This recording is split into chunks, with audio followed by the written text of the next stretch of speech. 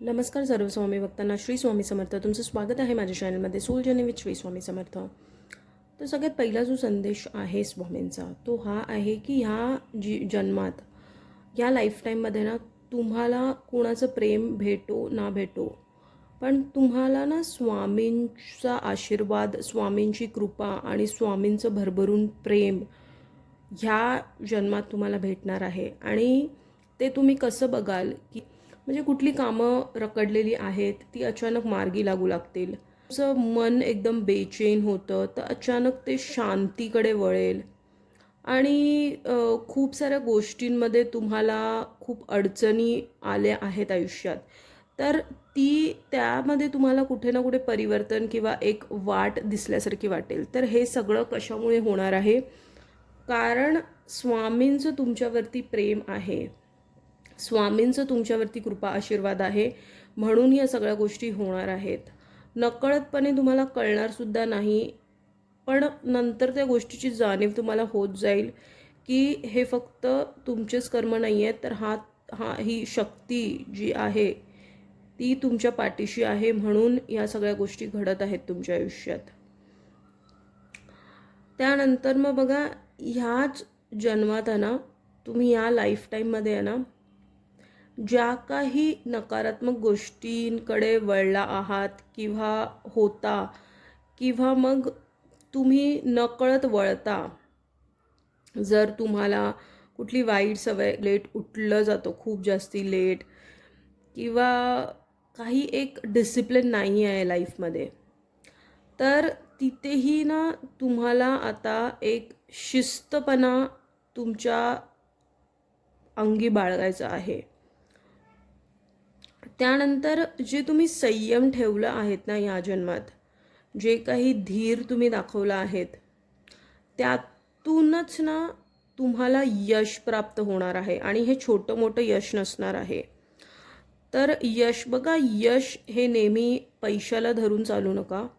कारण जेव्हा माणूस यशाकडे वळतो तेव्हा पैसे तर ऑटोमॅटिकली येतातच त्याच्याकडे, पण सगळ्यात मोठं यश काय असतं त्याचं, की कुठलाही शारीरिक विकार नसणे, मानसिक स्थिती चांगलं असणे, नेहमी आनंदी वाटणे, आनंद दुसऱ्यांमध्ये वाटणं, आणि तुमचं प्रेझेन्स, तुम्ही जिथे कुठे जाता तुमचे वाइब्स, हे जेव्हा तुम्ही लोकांमध्ये जाता तेव्हा कुठेतरी लोकांमध्ये ती एक हीलिंग, एक शांतता पसरते किंवा वाटते त्यांना.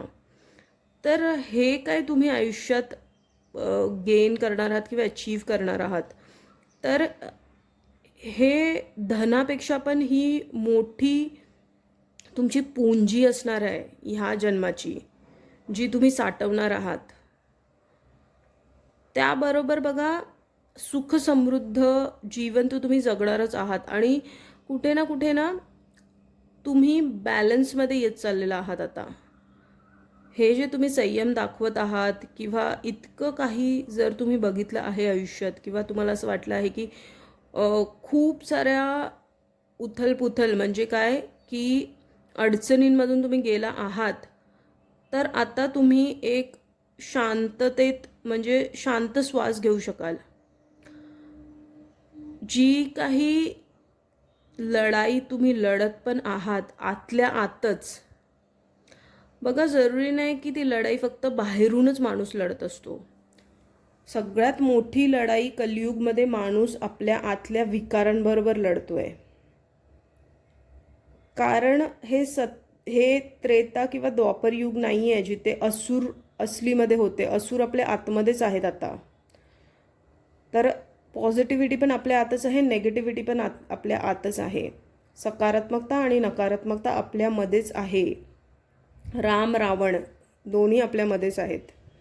ठीक आहे, पहिला ते बाहेर होते ॲज ए ह्युमन फॉर्ममध्ये असुर म्हणून, पण आता ते विकारांमध्ये आहेत असुर म्हणून.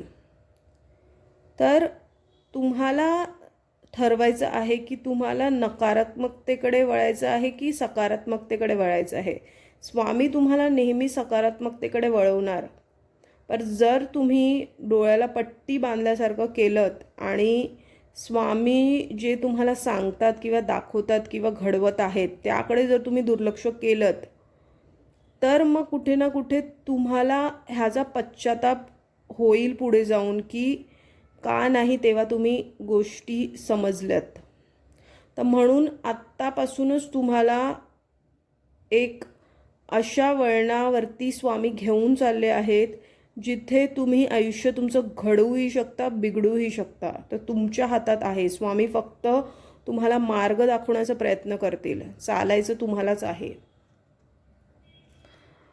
आणि ते संयम ठेवून चालायचं आहे. कुठलीही गोष्ट तडकाफडकी किंवा लगेच घडत नाही. परिवर्तन हे हळूहळू येतं. हाच होता आजचा महत्त्वपूर्ण संदेश. जर हा संदेश तुमच्यापर्यंत पोहोचला आहे तर तो स्वामींनी पोहोचवला आहे. असेच महत्त्वपूर्ण स्वामींचे संदेश बघण्यासाठी माझ्या चॅनलला सबस्क्राईब करा, या व्हिडिओला लाईक करा. स्वस्थ राहा, स्वामींच्या नामात आपलं मन रमून राहा. कमेंटमध्ये श्री स्वामी समर्थ लिहायला विसरू नका. कोटी कोटी धन्यवाद.